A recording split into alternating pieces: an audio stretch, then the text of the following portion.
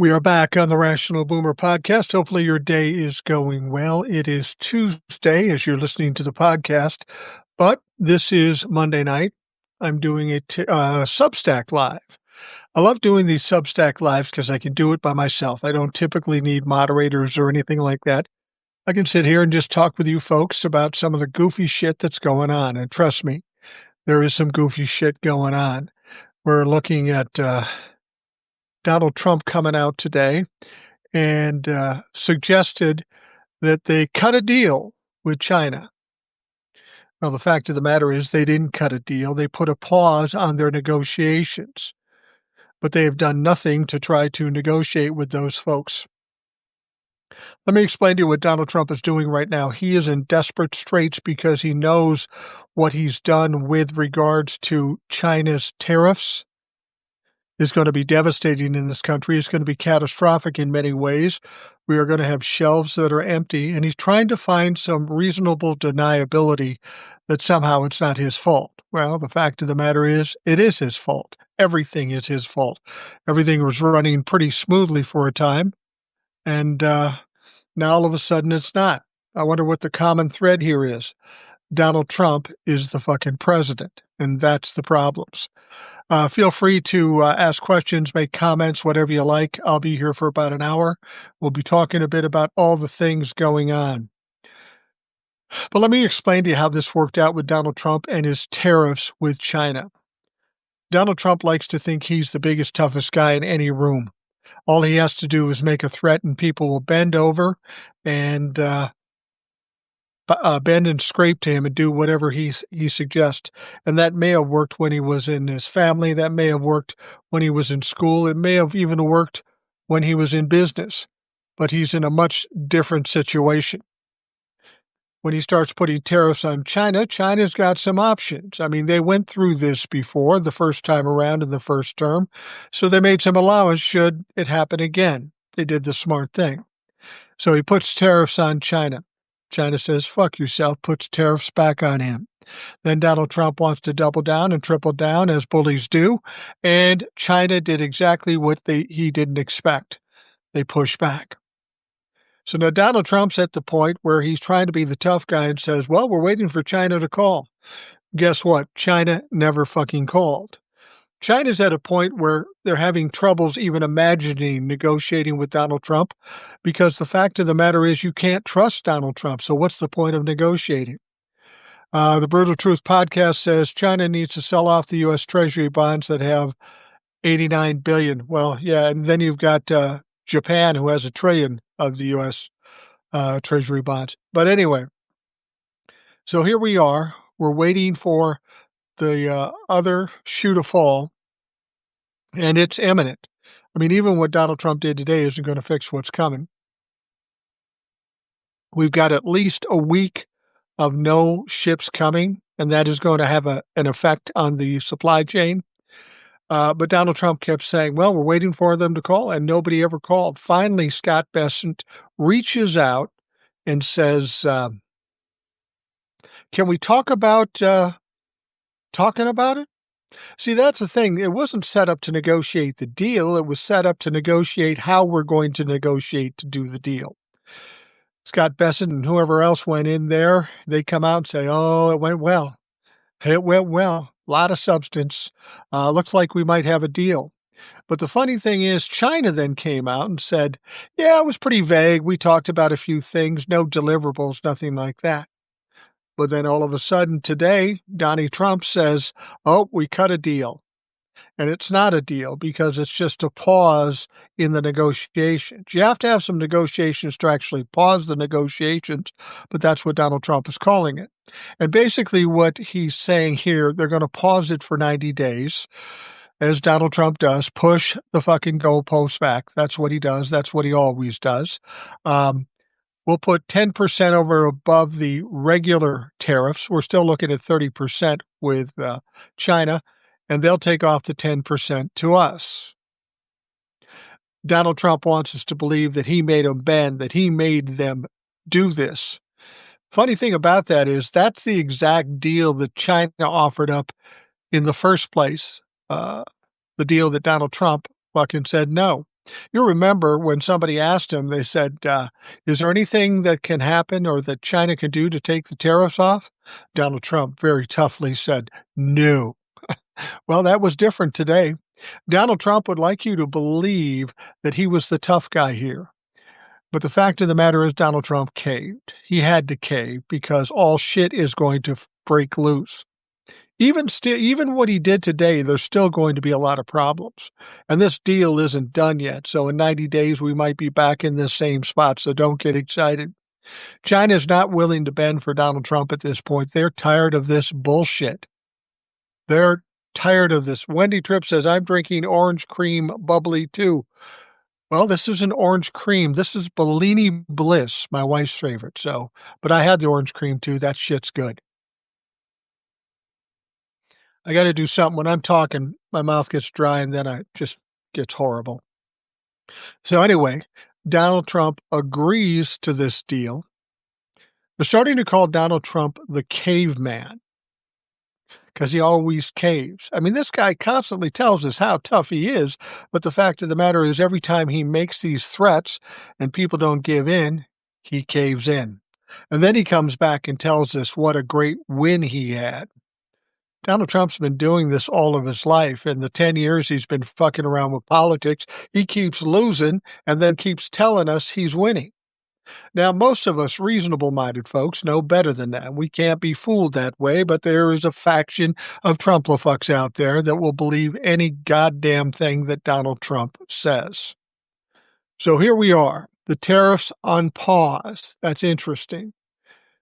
But does that mean we're not going to have empty shelves or higher prices? No, that doesn't mean that at all. Donald Trump is basically trying to find a way to blame somebody else. So when this shit hits, he's going to say, well, I don't know why. I cut the deal with China. Everything's cool. He doesn't know how economics or supply chains work. He's that fucking stupid.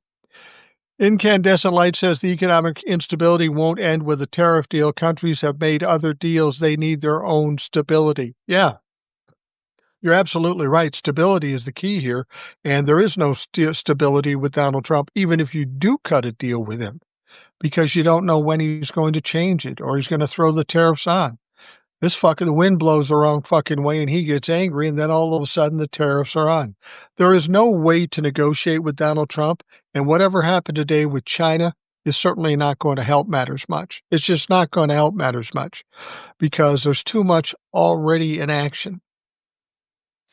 Now here's the thing, even if it fixed everything, can't people take a look at this and say, look, we went through a bunch of shit. There are no tariffs or lesser tariffs now. We went through all this shit. People have already lost jobs. People have already lost businesses.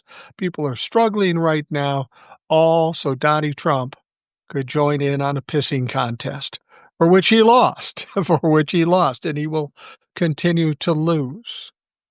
The other thing that's been an interesting situation is this scandal, and frankly, it is a scandal, the idea that Donald Trump may accept a gift from the Qatari royal family of a $400 million jet.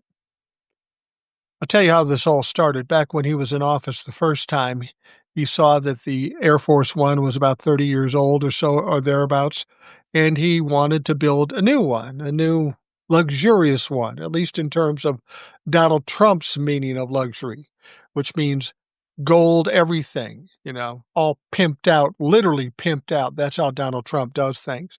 So he started Boeing on building that. Well, apparently those planes you don't build very quickly. They're still in the process. And the plane won't be done until 27 or 28, and he'll be on his way out if he's even alive at that fucking point. So it wasn't going fast enough. So the Qatari government said, hey, we'll give you a $400 million plane. Now, it would be one thing if they give it to the United States of America, the government. It's one thing if they did that. But that's not how this is going. It's going to Donald Trump. He will use it until the new Air Force One plane is ready. And then it's sent to his library. I still can't believe the dumb motherfucker's going to have a library. What's going to be in it? Fucking coloring books? Jesus Christ. Anyway, it will go there and he'll be able to use it. So that is a gift directly to Donald Trump. That is categorically a violation of the emoluments clause in the Constitution. It's fucking illegal.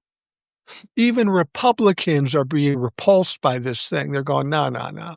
You can't do that. And what's Donnie trying to do? He's trying to justify it. Well, there is no way to justify it because it's absolutely illegal. Donald Trump's explanation of this was something like, well, we'd be stupid not to take it.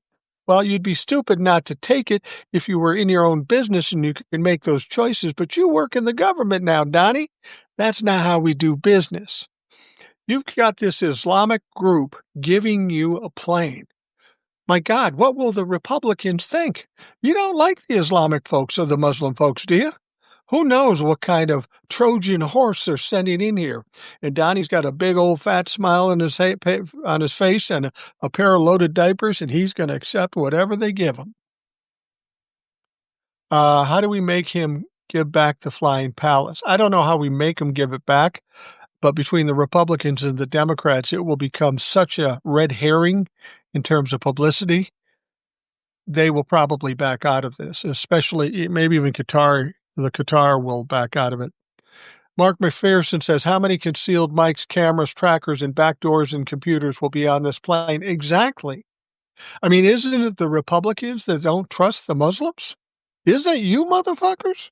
And you want him to take this plane. Or maybe they don't like Donald Trump and they booby-trapped it. You know, we can hope. But the point is you don't just have a government like Qatar give you a $400 million gift and not expect there's some kind of quid pro quo. We know Donald Trump's whole strategy in life is about quid pro quo. He's a transactional guy. He doesn't give you anything unless he gets something. And I'll guarantee you, he doesn't get something unless he gives something. And as president of the United States, he's in pretty good shape to give a lot. I mean, we know he's doing this crypto thing, and he's turning it into a little lotto. If you buy the most crypto, you can have dinner with Donald Trump. Who the fuck wants to sit next to a guy who smells like elderly diarrhea and listen to him spew his bullshit? You couldn't pay me to be involved in this. Pamela Goins Floyd Green. That's a big name, Pamela. Will this be the straw that breaks the camel's back? You know, I would have thought the straw that breaks the camel's back would have been 34 felony charges and convictions. I thought that might have done it. Or the adjudication of rape. You thought that might be the straw that broke the camel's back. I don't know, really. I mean, I think it's going to have to be just a compilation of things, but the good news is there's some Republicans just as upset about this as anybody else. Incandescent light. I can't wait to see DDD have a toddler tantrum when they make him give the plane back. How embarrassing it will be for him. You know, that's funny you say give it back, because I read another article today that said that plane is already in the country. It's not like they're polishing it up and thinking about sending it to Donnie. Apparently, it's in this country already. Apparently, we can cut a deal with Qatar for a fucking luxury plane, but we can't finalize a deal for tariffs with China or anybody else for that matter. Remember when Donald Trump came out and said, oh, we've got a deal with England?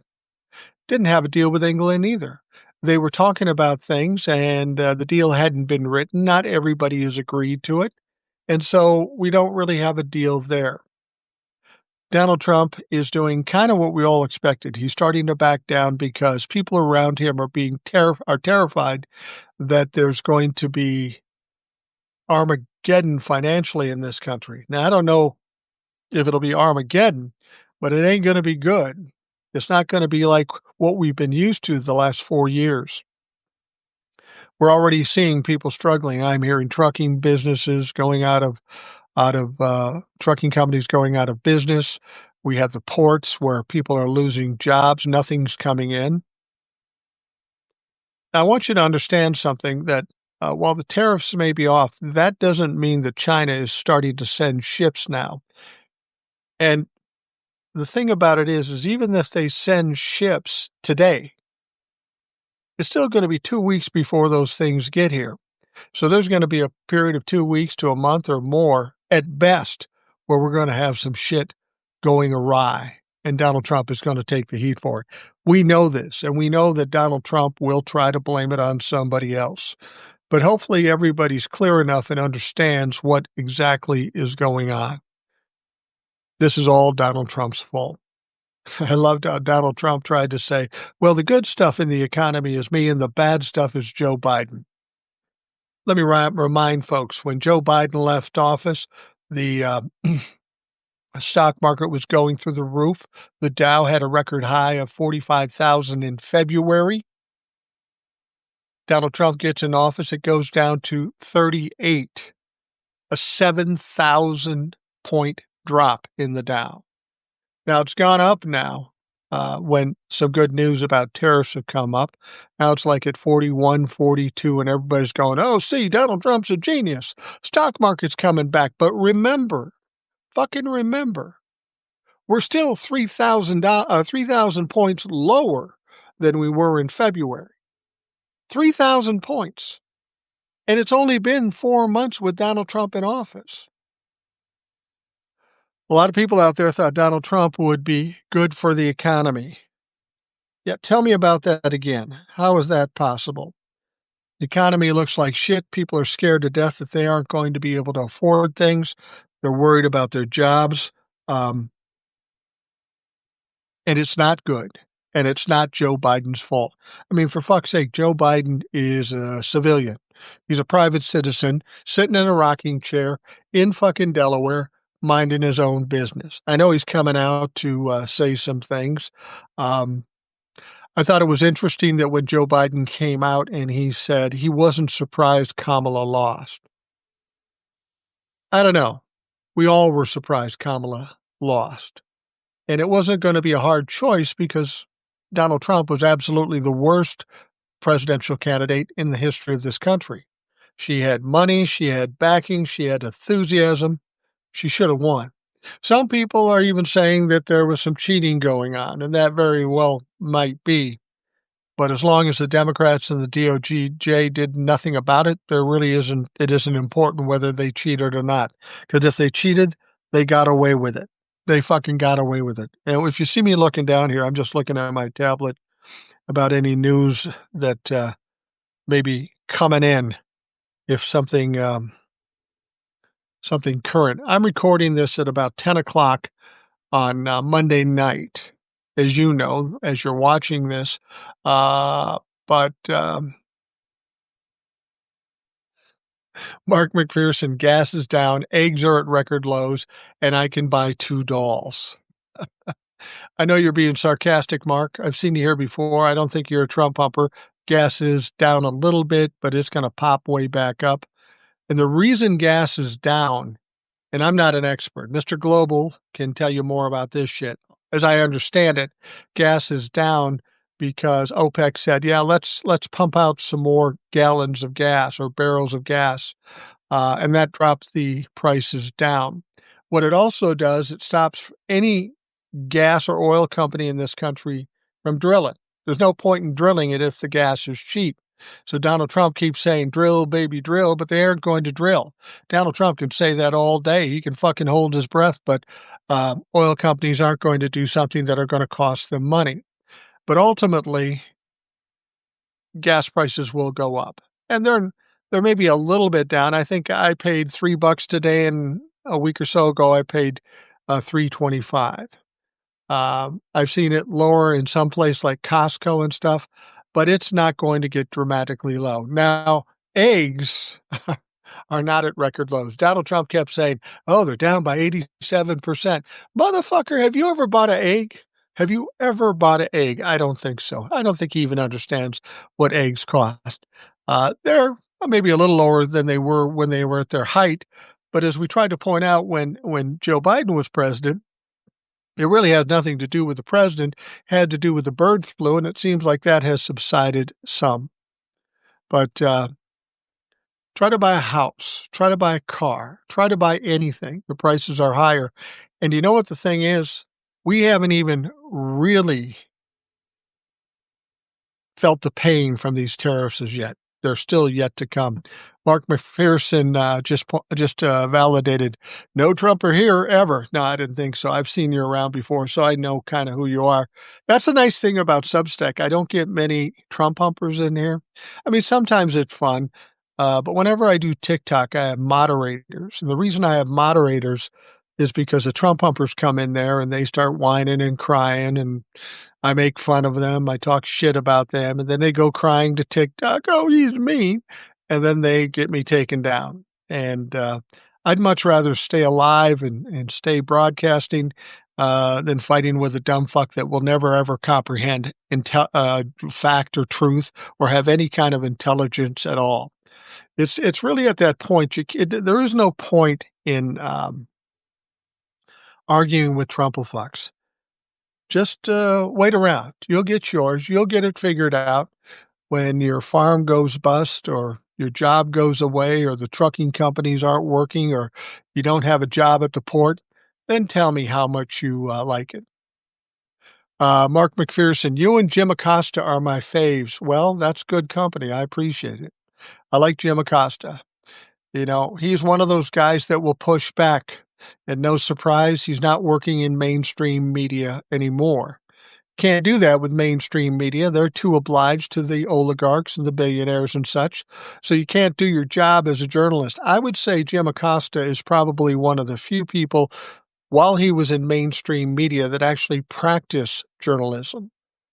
We don't have many journalists out there anymore. You do have a lot here on social media. You know, you have the Aaron Parnases, you have the Jim Acostas, even Don Lemon to a certain extent. He's online here. But there's a lot of people. Midas Touch. I'm very impressed by Midas Touch and what they've been able to do. They do a good job. They're not my favorite, but it has nothing to do with the information. I use their information. I just don't like the way they do it, but that's just a personal preference. They are a solid source, and I'm not surprised they're successful because they do a fucking great job. You know, it's funny. On TikTok, there are some people that say that Aaron Parnas was being threatened to be put in jail. For what? For what, motherfucker? Have you ever watched Aaron Parnas? Aaron Parnas is a good kid. He's a young kid. And he basically tells the news.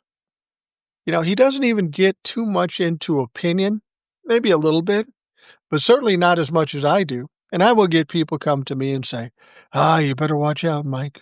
They might come and arrest you. Well, fucking do that. I dare you. For what? We're standing here in my living room or bedroom or wherever it is and telling the truth? You can't put a guy in jail for that. Here's what you have to understand. Bullies do this. They make threats. They push you. And if you allow them to get away with it, they will bury you. They will bury you. So fuck them. Fuck Trumplefucks. I'm not afraid of people that are so much dumber than the rest of us. Car 361 said Aaron is good, but what a joke they want to come after him. LOL. They ain't coming after him. You know, this is what Donald Trump and the Trumplefucks do. They make all kinds of threats, but they never really do anything about it unless you happen to be brown and an immigrant. But even that isn't working anymore. Remember when Donald Trump and the ICE group arrested that woman from the Tufts College? Yeah, these guys in black outfits walked up. They didn't have any badges. They didn't have anything. They grabbed her up, took her away, and put her in detention. Well, it went to court, and they said, no, bitches, you got to let her go. There was no due process. I love how Donald Trump and Pam Bondi and all these people try to justify no due process. Well, they're illegal immigrants, so they don't get due process. No, motherfucker, read the Constitution. Everybody in this country, whether you're a citizen or not, gets due process. I mean, how do you know if they're not a citizen of this country or an illegal immigrant unless you give them due process? And there is no real argument about this. They're going to keep losing court cases. and ultimately it will catch up. I mean, we've been caught in this flurry of bullshit since January 20th, and it's been kind of overwhelming. They talk about flooding the zone as if they have a strategy. I want you to understand something about Donald Trump. Donald Trump's not smart enough to have a strategy. Donald Trump is very emotional, he's very insecure, and he's very reactionary. When you see Donald Trump doing something, it's usually a reaction to try to cover up the first fuck up. And I'll give you an example. When he had all these tariffs and he said he was going to do 200 tariffs in 200 days or 90 days or whatever, people started coming out and saying, Donnie, we haven't even seen the first deal. How do we know you're doing something?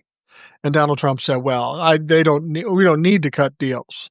They just need to do what we tell them. Well, unfortunately, they're not doing it. But did you notice 2 days later, he came out and said, oh, big news, big fucking news. We've got a deal with England. And then they told us, well, the deal's still being written, but it's a good one. Great. You got a deal with England, one of our best friends. We do about 3% of all trade with them. Didn't mean shit. But he had to come up with something to push back against that he was doing nothing. And he was doing nothing. Same thing with China. China, all hell's going to break loose when shit stops coming. He needs to act like he's doing something. He did not want to back down. He won't admit that he backed down, but he did. And this is why we are hearing about this alleged deal. And again, I will tell you this. There has been no deal signed. It's simply a pause for 90 days so they can work on a deal. But I'm going to tell you this. China is fine with this for now. It takes some of the heat off. But they aren't going to stop fucking with Donald Trump. They need to prove a point. They need to teach him a lesson. They're going to make him an example. Kevin Riley says, how about the white South African refugees allowed in today? Comical. I don't know as much about that, but I heard about it, and I heard when they were first talking about doing it. It's ironic, and it's a perfect illustration of the racism that the Republicans employ. They're grabbing up brown people that are even citizens of this country and running them down to El Salvador or Libya or wherever the fuck they're going to send them. But they go down to South Africa and get refugees who happen to be white. You got to understand, this is kind of Republicans' way of trying to own the libs. You know what I mean? They're trying to own the libs by saying, you're going to call us racist. Good, call us racist. Well, the motherfuckers are all racist. There's no question about it. The thing about Republicans, they don't really do much. They don't fix much. They don't make anything. It's all performative with them. So whenever they do something like Donald Trump says, we got to deal with England or China or any of this shit, it's all performance. Most of it doesn't come to fruition because Donald Trump gets too anxious and starts talking about it before it's time. And then it doesn't happen. It goes away and some other fucked up thing ends up happening and we forget about it. And with these white Afrikaners coming into, I don't have a problem bringing in refugees if they have a good reason to come in. But it's just ironic that all these Trump-la-fucks are crazed about, a mom and 2 kids being in this country, but they'll bring in these white refugees from South Africa. Don't get it. Fucking don't get it. Pamela Goins Floyd Green says their ancestors stole land from the native Africans. The country is giving the land back to the natives. This smells of Elon and his cousins. Yeah, no doubt about it. No doubt about it. Don't you ever get tired of fucking white people? I've often said that I'm not prejudiced against anybody except old white men. And I can get away with it because I'm an old motherfucking white man. But we've had old white men in control for a long time, and we need that shit to end because it's not going well. It didn't age well with white men handling this stuff. I've always said this. There's no reason in the world that a guy like me, 65 years old or somebody older, determining the destiny of millennials and Gen Zs. Because long after we're dead, they're going to have to deal with the actions made by old white people. So I think it's time that millennials and Gen Zs step up, like in the 2028 election. Uh, and they need to vote. They need to determine what their destiny is going to be. Not this dummy, Kira, not today. I'm married to a white man. Well, I'm so sorry. My wife is married to a white man too, and she would commiserate with you. I'm kidding. I don't hate all white men. I mean, I'm a fucking white man. I'm making a point though. The old white men should step aside, enjoy life, and retire if they're old enough, and not worry so much about being in control. You know, that's the thing about Republicans and politicians in general. They can grift all the money they possibly want to grift. It's all about power. It's all about position for them. And, you got somebody like Chuck Grassley. He's 91 years old. He's going to run for re-election as senator from Iowa when he's 95. When have you had a fuck enough? When have you gotten more money than you can possibly deal with? You're going to die. Just fucking relax and do something. Don't continue to have town hall meetings where you get your ass kicked like he does. I was talking on my podcast the other day and I said, you know how old Chuck Grassley is? Chuck Grassley is so old that he's 10 years older than my parents. And my parents are dead. Can you fucking believe that? He was born in 1930. My folks were born in 1940. And he's older than my parents. And he's still in there trying to do the same old shit. It's frightening. And it's upsetting that we have to deal with these old people. And people will say to me, well, we need term limits or we need age limits. I agree with you. We do. But I got some bad news for you. We're never going to get term limits, and we're never going to get age limits. You'll say, Mike, how can you say that? Of course we could. No, we can't. Because you know who decides term limits, whether there's term limits or age limits? You know who does? Congress. So do you think Congress is going to do that to themselves? Unless we get some young people in there that are more about the country and more about the people, it's never going to happen. They're never going to vote against themselves. I mean, the whole point of being in Congress is about how do I do better for myself? How do I make money? How do I get more power? And what you have to understand, it's not just Republicans, it is Democrats too. The Democrats are part of the problem. It's going to be interesting when this all shakes out because the Republicans will crash and burn. Donald Trump may very well have destroyed the Republican Party before it's all said and done. But we have some similar problems on the Democratic side. Now, there's this, on the Democratic side, of course, we've got this guy with the DNC, young man named David Hogg. He was involved in a mass shooting, and then he went on to some fame as a speaker and now in politics to a certain extent. The Democrats are very upset with him because he's suggesting primarying Democratic members of Congress who are in safe districts, meaning they would most certainly get reelected. And he wants to primary some of them because they aren't doing the job. They aren't being tough enough. Now, the Democrats do not like this a bit. The old establishment Democrats are mad at David Hogg, trying to marginalize him. But I think David Hogg has a good point. It may not be the best move, but we need to get some people in there that understand the way the game is today. This isn't politics as usual, like back in the 90s or the early 2000s. This is literally a street fight. And unless you're a street fighter, you're going to get your ass kicked. That's just the way it's going to be. So we need some of those young people. We need the Jasmine Crockett's.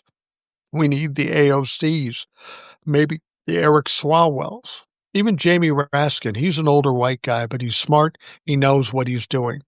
There's Sheldon Whitehouse, too. He's an old white guy. but I like him. He's somebody who takes care of business and isn't afraid of saying what's on his mind, and he knows the Supreme Court, and he knows the Constitution. He's just the kind of guy we need. It's funny. Jasmine Crockett was on The View or something like that, and she was talking about who needs to run for president. Now, she didn't give the name, but she'd heard talk around the Democrats. And she said they're talking about finding the safest white boy. And I've said that too. I've said the next Democratic candidate will have to be a white man. And I know people get pissed off about it. I'm pissed off about it. We don't need a white man as president. Kamala Harris would have been a great president. I would love to see her come back and win the election. However, in the 2024 election, November 5th, we learned something very valuable, something disturbing, but very valuable. This country is more racist and more sexist than we ever imagined.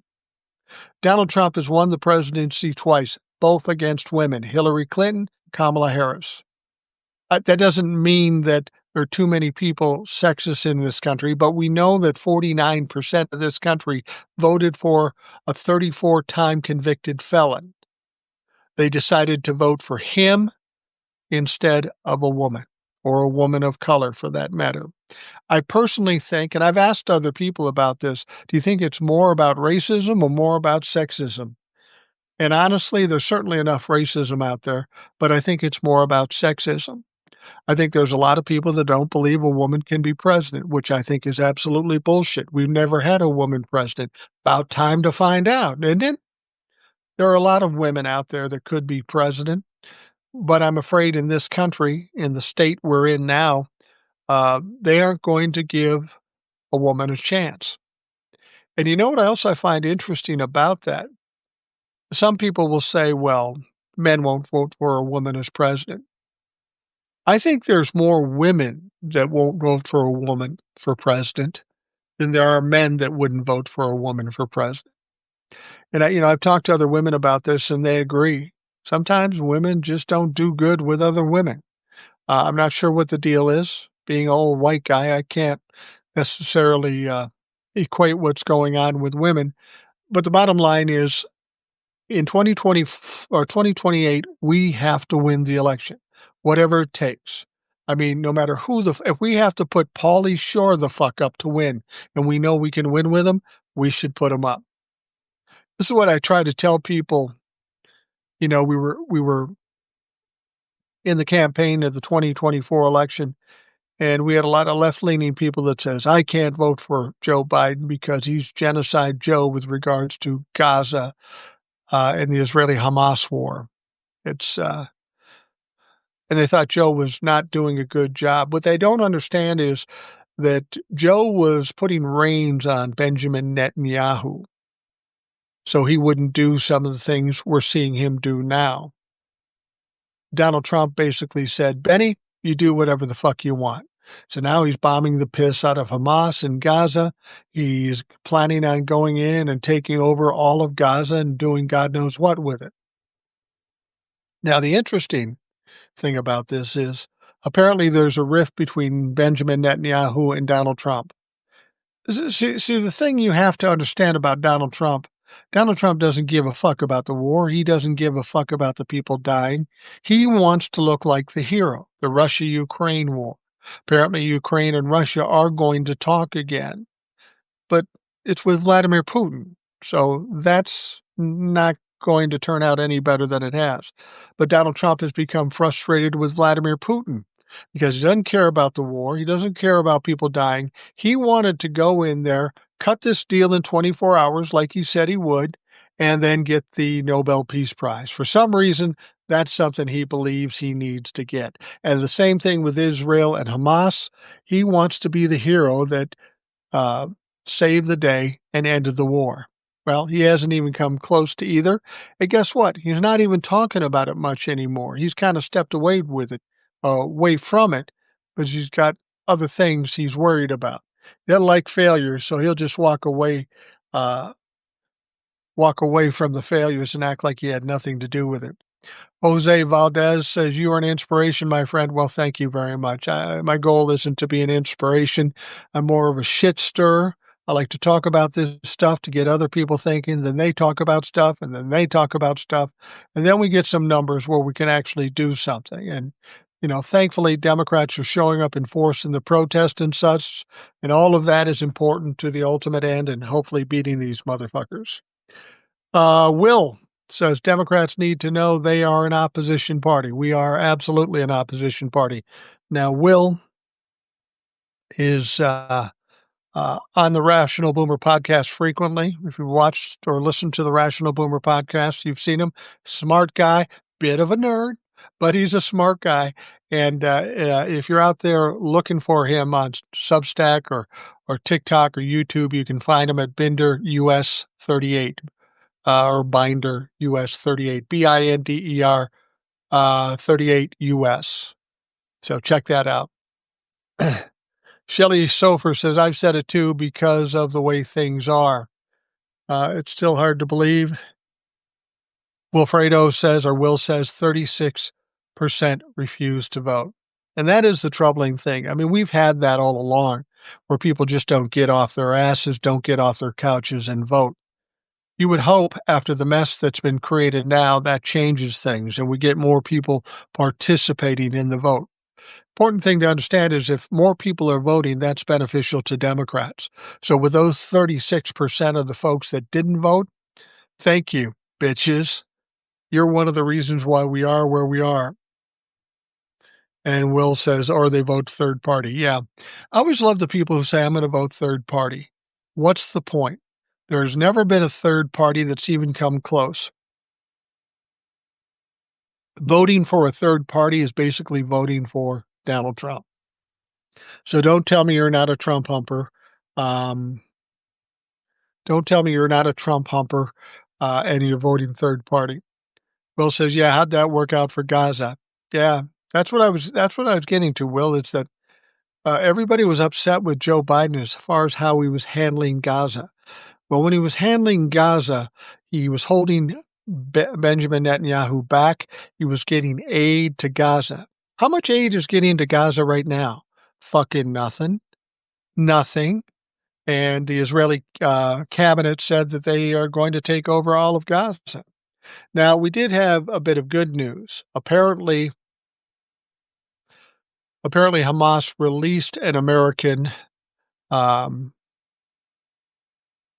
as one of the hostages. And as I understand it, this young man grew up in New Jersey, Tenafly, New Jersey, but he went to Israel as a young man to fight for Israel. Not sure why he did that. Well, he has some loyalty to his home country, but he was caught up in this Hamas-Israeli war, and he's been in captivity for some 500 days.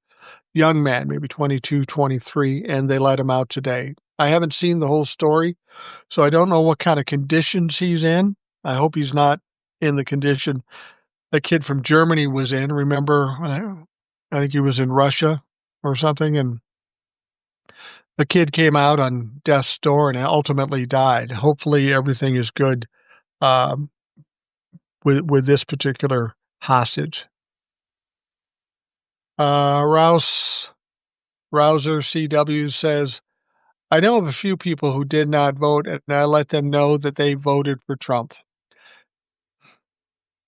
I know they're trying to act like they didn't vote for Trump, but you have to believe that's kind of what they wanted to do.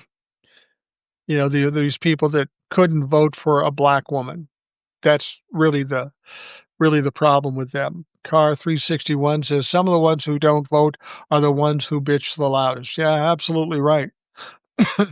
I hope when they lose their jobs or they can't afford to buy gifts for their kids at Christmas, I hope they appreciate the position they put themselves in.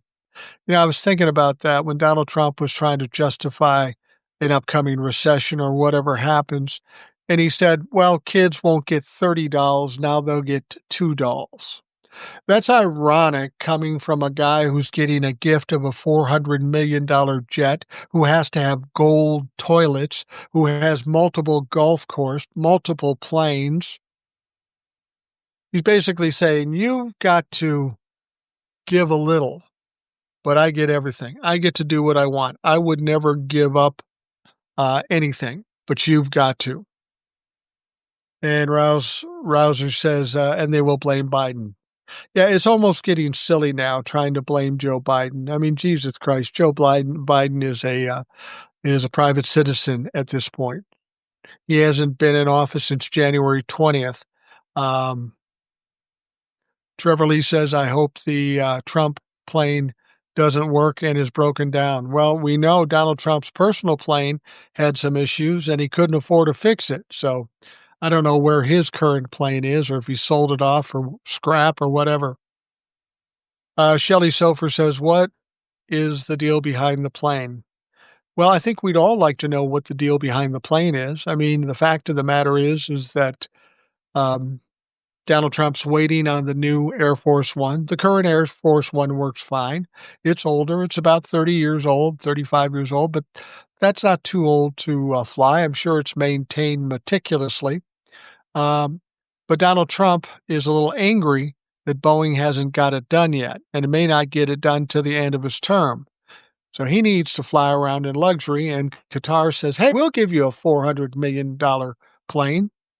And not only will we give it to the country, we'll give it to Donnie personally. Here, Donnie, here's a $400 million plane. No doubt it's garish and lavish and all of that shit. Pimp's paradise, if you will. But the thing about it is he gets to use the plane until Air Force One comes in from Boeing after it's been constructed. And then it's sent to his personal library, his presidential library after that, where he can use it as much as he wants. Now, the fact of the matter is that is a gift to Donald Trump. That is a violation of the Emoluments Clause. That is against the law. Now, I'm sure Pam Bondi and all the people around her aren't going to do anything about it, but when Trump is no longer president, that's going to be a sticking point. Don't be surprised if there's some investigations and some indictments in that. Rouser says Trump is the most money-grabbing grifter I've ever heard of. Yeah, he really is. Every time he turns around, he's selling crypto, he's selling NFTs, he's selling tennis shoes, he's selling fucking Bibles, and it's all to put money in his pocket. Rouser said, is it illegal to receive such a gift? It absolutely is. There's no debate about it. It's called the Emoluments Clause. He's making millions off his other things. Those things are illegal too. But to be so blatant and in your face and shoving it down our throats, here's $400 million, and it's absolutely illegal. And the problem we have is that he controls the DOJ and Pam Bondi isn't going to do anything. But that won't last forever. That won't last forever. Donald Trump will be out of office at some point, hopefully sooner than later. And when that happens, and say the Democrats get control of the House and Senate, there's going to be hell to pay, and Donald Trump is going to be going through some shit.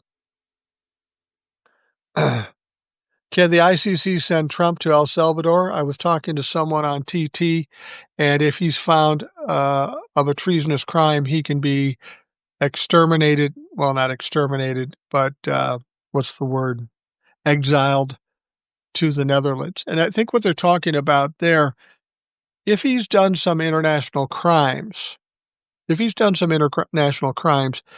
could be sent to trial at The Hague. Whether he'd actually get there or not, I doubt it. I mean, Vladimir Putin's got a warrant out for his arrest from The Hague. But theoretically, he could. There is some international laws he's broken. But he's going to have so many other problems when he's out of power. And he's 78 years old and not very healthy. Every time I look at him, I go, Jesus Christ. This guy's 13 years older than me, and I hope to God I look better than that when I'm that old. Bondi is crooked as a stick. Yeah, there's no question about that.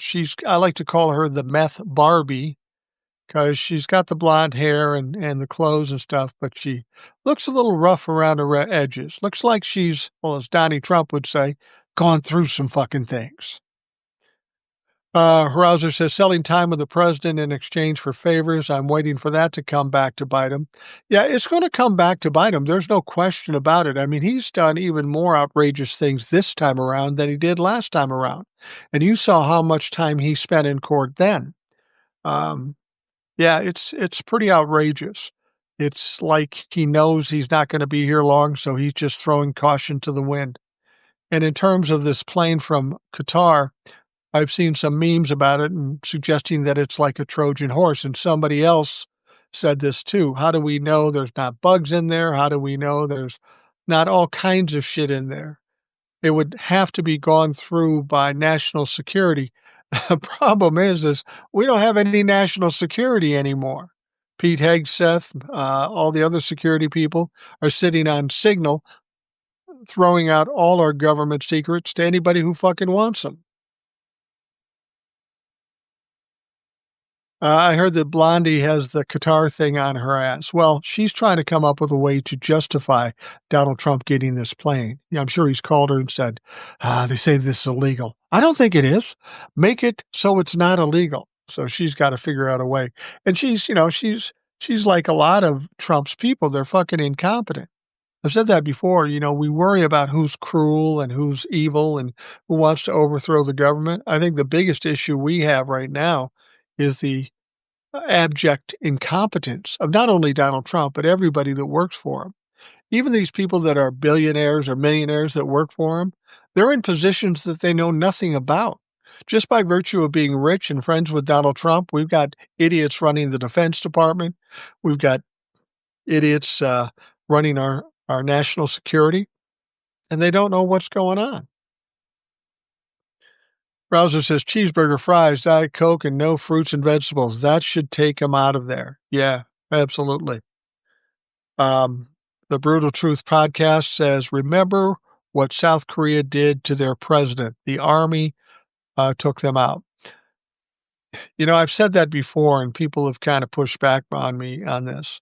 You're talking about the prospect of initiating martial law. People are terrified of that. I'm not quite as worried about it. That's going to take some doing.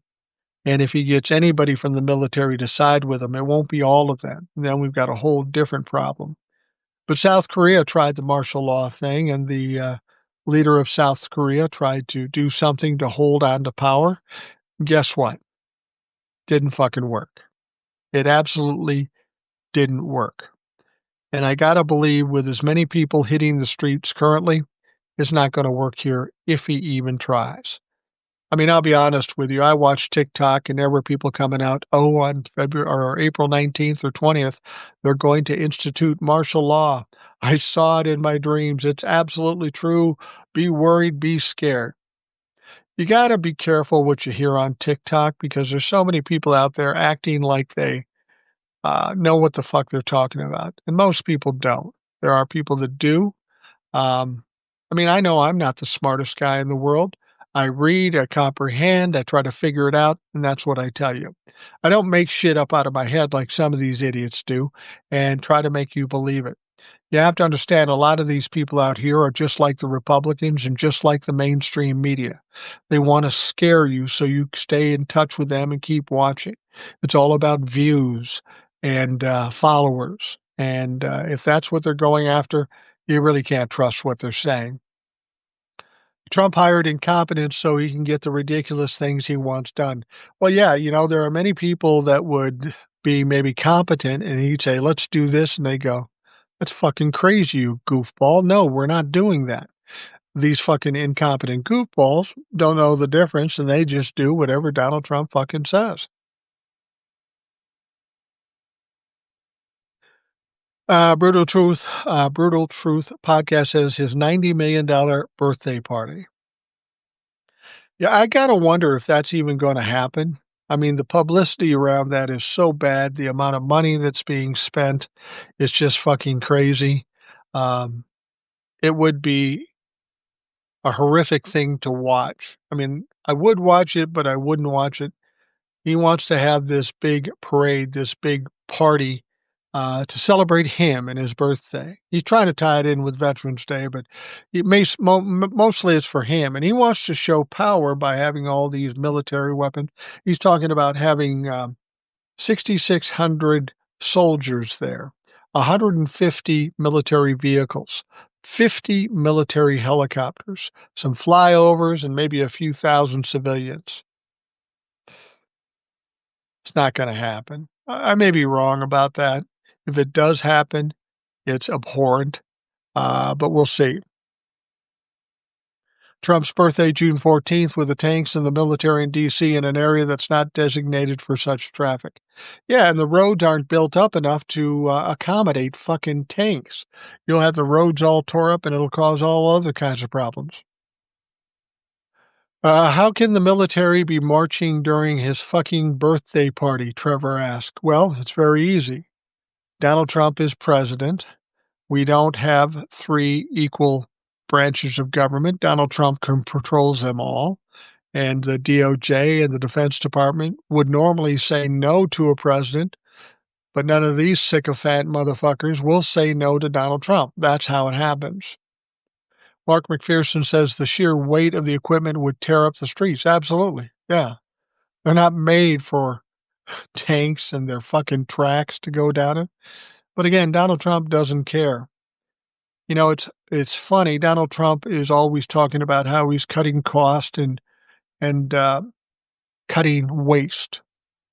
I heard a bit of information just earlier today, and they say that if you took the first 100 days of Joe Biden and the first 100 days of Donald Trump, the Trump administration spent $220 billion more than Joe Biden did in his first 100 days. I thought you were all about waste and cutting costs. Apparently that's not a thing. You talk a lot of shit, but the fact of the matter is you're costing us money. And when you think about it, when he's loading people on planes and sending them down to El Salvador where it costs ridiculous amounts of money, where's that money coming from? Where's it coming from? I don't know if you saw the hearing where Christine Noem, the director of the Department of Homeland Security, was being interrogated by Senator Chris Murphy. And Chris Murphy said to her just flat out, we've looked at your financial situation, and your department, the Department of Homeland Security, is out of control. You're spending money you don't have, and you will be out of money by July, which is kind of fucked up because the fiscal year doesn't end until September. She sat there like a Botox Barbie, not moving her face because she's got so much fucking Botox, and she didn't have an answer for them. But with Donald Trump as president, she doesn't need an answer. Donald Trump's not going to question her on it.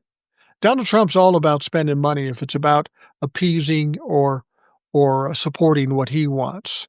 It's the things that he finds abhorrent, like kids eating fucking lunch or elderly people just trying to survive. That's the thing that really sticks in his craw, motherfucker.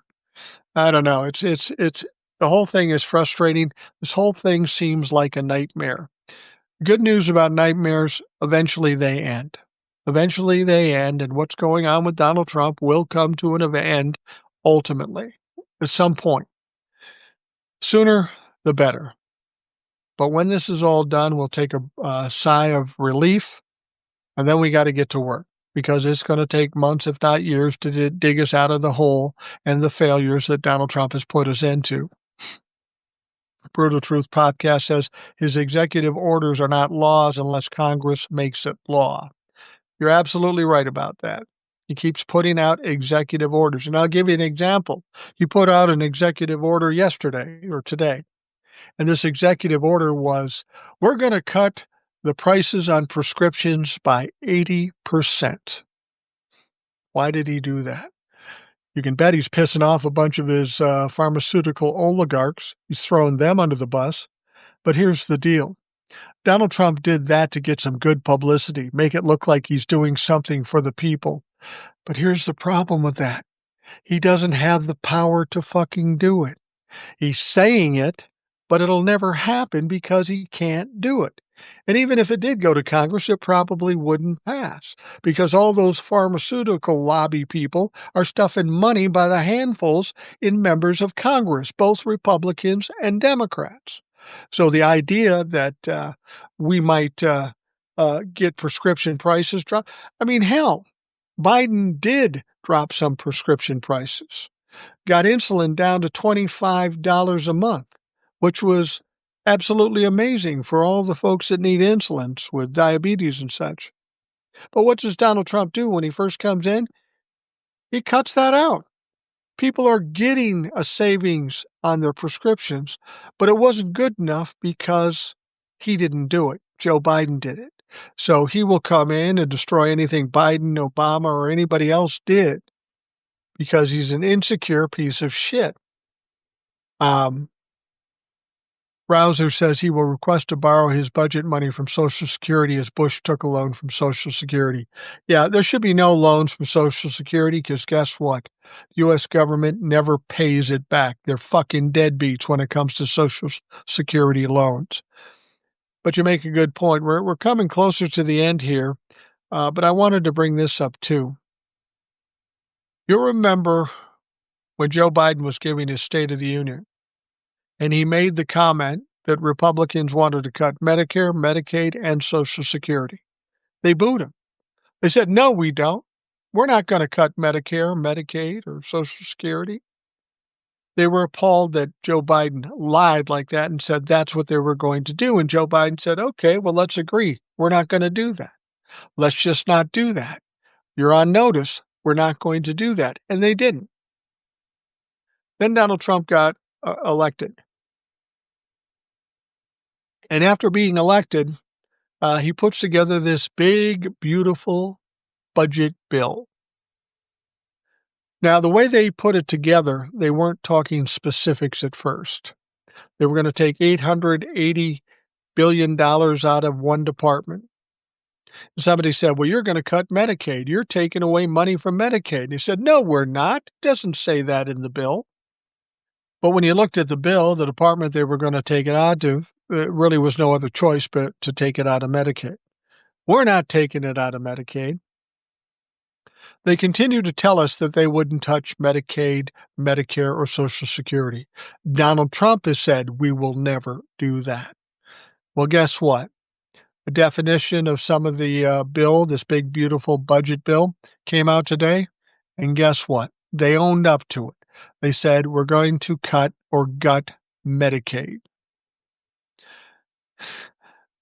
That's a big mistake because that's a fucking red line. A lot of people, even in red states, count on Medicaid for their health care. People who aren't doing well, they're elderly or they're young and they're infirmed. They need this Medicaid. But they came out today and said, we are going to cut Medicaid. And for me, that seems like it was a bridge too far because there's a lot of Republicans now that are saying, yeah, no, I'm not signing on to that. Because I'll guarantee you this, once you sign on to that and agree to cut Medicaid, you might as well kiss your job goodbye. Nobody's going to vote to elect you again. Don't even worry about getting fucking primary because you won't get the votes to get even close. You can't do that to the people of this country. And then in the process of doing that to the people of this country, then say, we're going to take your money. We're going to take your money and we're going to give it to rich people.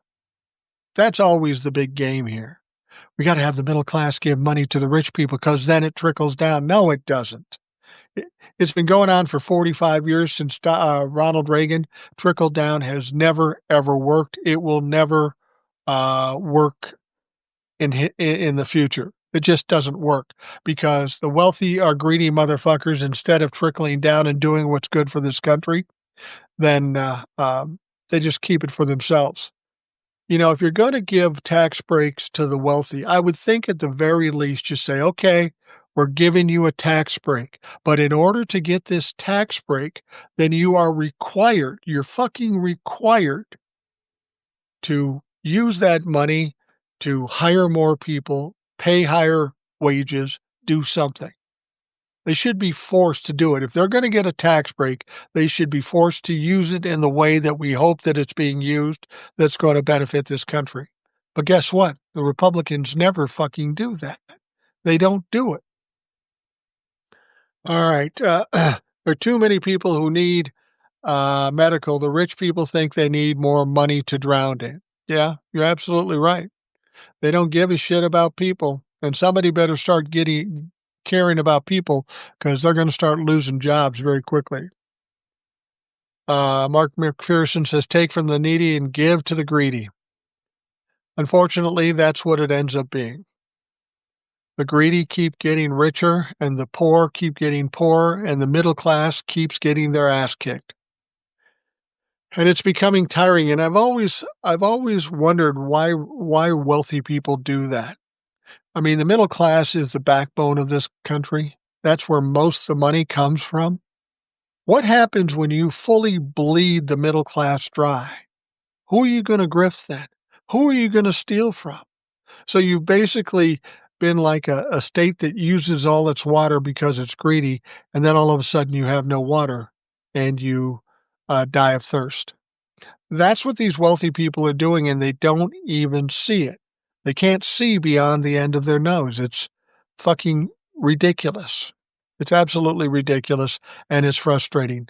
We need to get the Republicans out. We need to get Donald Trump out. We need to get somebody of a reasonable mind, whoever that may be, get Congress going the right direction. And even then, it's going to take a long time to get us back on track. It's going to take a long fucking time to get us back on track. All right. I'm going to wrap up this Substack Live. I want to thank you all for coming out and making this so much easier. That's why I decided to do a Substack Live as opposed to just sitting in front of a mic and ranting and raving as I'm known to do. So I want to thank you for taking the time to join me here on the Substack Live. I will tell you this has been recorded. It'll go up as the Rational Boomer podcast. If you want to check out the Rational Boomer podcast, and I suggest you do, we have a lot of guests. We have TikTok lives, we have Substack lives, sometimes YouTube lives. But there's a podcast every night. Goes on about 12:15 Central Time. It's about an hour to hour and a half, depending on what's going on. You can get it on YouTube, the video version, or you can get it on Spotify in the audio version only, or the video version there as well. I hope you'll check it out. You don't have to listen every day, but if you want to catch up, it's a good way to do it. We have a lot of guests on the program, and here's what you have to understand about those guests if you're unfamiliar. I don't have people selling books or anything like that, or experts, alleged experts. The people who come on the program are the listeners or the viewers, because I think that's what's important. There are a lot of people with great ideas, very articulate. You know, Will was on the show here today, and he's frequently on the podcast. He's a favorite amongst a lot of listeners. But this is about all coming together, people of a similar mind and doing the right thing and trying to do something to make things better, try to fix some things. We've got to put the dumpster fire out first, and then we need to get to work fixing a fucking mess that Donald Trump and the Republicans are putting us in. So I hope you'll check the Rational Boomer podcast. I want to thank you for taking the time to listen. I hope you have a great day, and we will talk to you again tomorrow.